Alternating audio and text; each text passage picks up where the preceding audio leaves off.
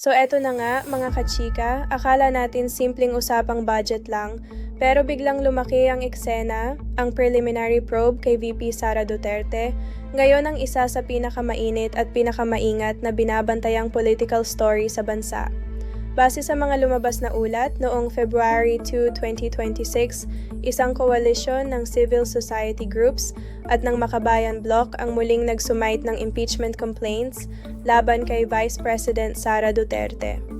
Refile ito at sinadya raw ang timing. Ayon sa Supreme Court, yung unang set ng reklamo noong 2025 ay naibasura dahil sa one-year bar rule. Pero nilinaw ng korte na natapos na ang one-year ban bandang huling linggo ng Enero 2026, kaya kahapon lang daw talaga muling naging legal ang paghahain.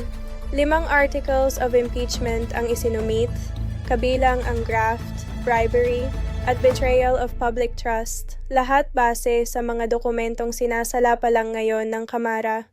Isa sa pinaka-pinag-uusapang bahagi ng investigasyon ay yung confidential funds na umaabot sa 612.5 million. Ayon sa House investigators, may mga liquidation receipts na sinasabing may pangalan ng tumanggap na Mary Grace Piatos. Sabi ng ilang mambabatas, mukhang kombinasyon daw ito ng pangalan ng isang kainan at isang snack brand, kaya dito nagsimula ang mga tanong online kung fabricated ba ang mga resibo. Kasama rin sa probe ang naging pahayag ni VP Sara noon na kung may mangyari raw sa kanya, may inutusan siyang assassin laban kina Pangulong Marcos, First Lady at Speaker Romualdez. Nakalaunan ay sinabi niyang rhetorical lang. Ginagamit naman ito ngayon bilang bahagi ng usapin ng betrayal of public trust. May isa pang aspeto na tinututukan, yung audit sa DepEd noong siya pa ang kalihim, kung saan may alegasyon ng pag-bypass sa procurement rules at paggamit ng red tagging laban sa ilang teachers groups, base sa mga ulat. Habang nangyayari ang lahat ng ito, napansin din ng netizens ang naging biyahe ni VP Sara papuntang The Hague sa Netherlands, kung saan naroon ang kanyang ama na si dating Pangulong Rodrigo Duterte na nasa kustudiya ng International Criminal Court. Doon, ayon sa kanyang pahayag sa OFW community, matagal na raw naghahanda ang kanyang legal team para sa ikalawang bugso ng impeachment. Kung pagbabasehan ng timeline, kasabay ito ng nalalapit na confirmation of charges hearing ng kanyang ama sa ICC sa February 23, 2026. Kaya marami ang nagsasabing parang sabay niyang hinaharap ang dalawang malalaking laban, isa sa loob ng bansa at isa sa international stage. Mas lalong naging komplikado ang sitwasyon dahil sa tinatawag na twin impeachment scenario. Base sa mga ulat, may gumugulong ding impeachment complaints laban kay Pangulong Marcos sa Kamara.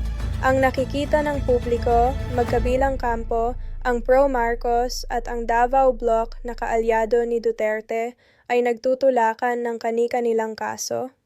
Resulta raw nito ang isang uri ng legislative standoff kung saan parehong nasa alanganin ang dalawang pinakamataas na opisyal ng bansa. Dito na pumapasok ang usapang constitutional gray area. May mga legal experts na nagsasabing hindi pa malinaw kung paano gagalaw ang proseso kung parehong Pangulo at Vice Presidente ang sabay na iniimbestigahan. Napapansin din ng business sector ang posibilidad na kung sakaling mauwi sa conviction ng parehong kaso, ang Senate President ang magiging acting President, isang senaryong, ayon sa obserbasyon ng publiko, posibleng magdulot ng matinding political at market uncertainty. Sa social media, hati ang reaksyon. May mga nagsasabing accountability ito na matagal nang hinihintay, habang ang iba naman ay naniniwalang bahagi lang ito ng mas malaking political chess game papunta sa 2028.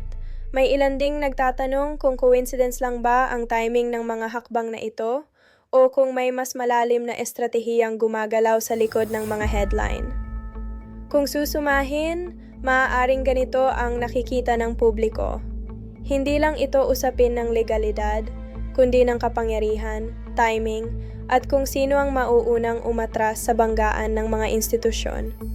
Habang papalapit ang mga key dates ngayong Pebrero, mas lalong umiigting ang tensyon at mas dumarami ang tanong kaysa sagot. Bago tayo magtapos, huwag kalimutang i-like, i-share, at i-follow ang Opinion Online para updated ka sa mga susunod na kabanata ng kwentong ito. Ano sa tingin mo? Ito ba ay simpleng proseso ng pananagutan? O may mas malalim na dahilan kung bakit ngayon ito nangyayari?